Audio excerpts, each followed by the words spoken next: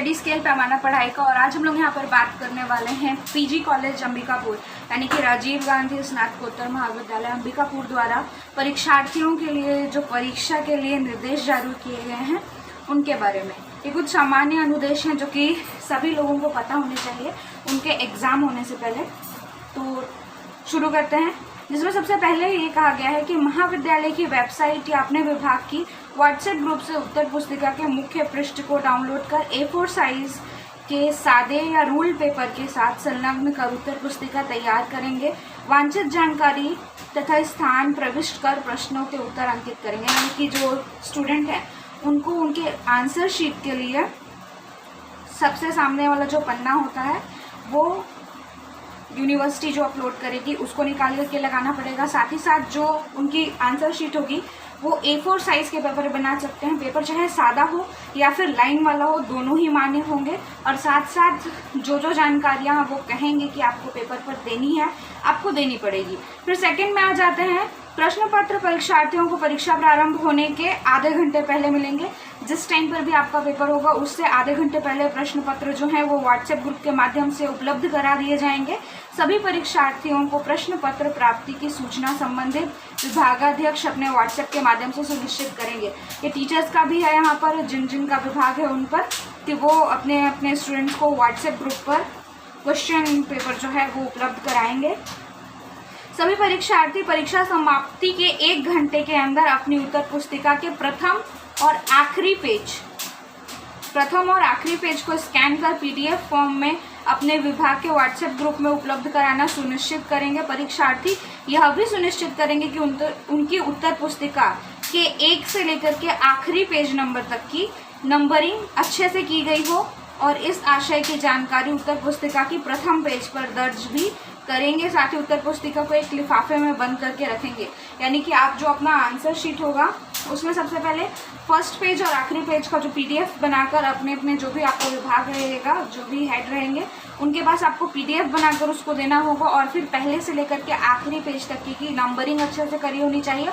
और first paper पर आपको लिखना है, यानी जो सामने वाला फ्रंट पेज होगा उस पर दिखाना होगा कि कितने नंबर की आपकी आंसर शीट है और पूरे का PDF भी बनाना पड़ेगा। फिर आ जाते हैं अगले पर, 5वां पॉइंट जो इसमें लिखा गया है वो है कि सभी परीक्षार्थी उत्तर पुस्तिका के लिफाफे में एक प्रमाण पत्र जिसमें शपथ पूर्वक कथन दर्ज करेंगे कि उनकी उत्तर पुस्तिकाएं उनके स्वयं के द्वारा लिखी गई हैं और उन्हें किसी स्रोत से कॉपी नहीं किया गया है। और यदि महाविद्यालय द्वारा किसी भी प्रकार की गड़बड़ी पाई जाती है तो उनके विरुद्ध महाविद्यालय प्रशासन जो भी कार्रवाई सुनिश्चित करेगा उन्हें मान्य होगा। तो यहाँ पर कहा गया है कि आपकी जो आंसर शीट है उसमें आपको एक प्रमाण पत्र, एक शपथ पत्र लेना होगा जिसमें आपको नॉर्मली ये डिटेल करनी है कि आपने अपने आंसर खुद से लिखे हैं, किसी और जगह से कॉपी नहीं किया हुआ है। और अगर यूनिवर्सिटी या जो भी आपकी कॉपी जांच करेगा उसको ऐसा लगता है कि आपने आंसर कहीं से कॉपी किया है तो फिर यहाँ पर आप पर नकल प्रकरण लगाया जा सकता है।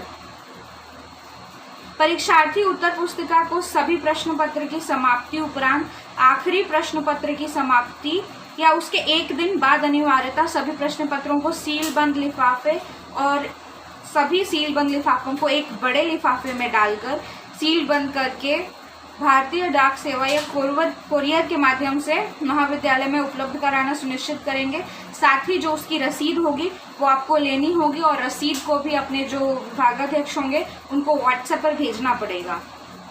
सभी परीक्षार्थी उत्तर पुस्तिकाओं से युक्त लिफाफे पर अपने पूर्व पत्राचार की पते की साथ साथ अपनी कक्षा, विषय, प्रश्न पत्र, परीक्षा तिथि और अपने मोबाइल नंबर भी अनिवार्यता दर्ज करेंगे। जो जो आप लिफाफे में डालेंगे अपनी आंसर शीट उस पर आपको कुछ जानकारियाँ रखनी है जिसमें आपकी क्लास, आपका पता, विषय, प्रश्न पत्र, इन सब चीज़ों के बारे में यहाँ पर करने को कहा गया है। 7वीं जो मेन बात है वो है कि आवश्यक होने पर अपने विभागाध्यक्ष से दूरभाष कर संपर्क करके या व्हाट्सएप ग्रुप के माध्यम से मैसेज करें और मैसेज की जानकारी प्राप्त करें।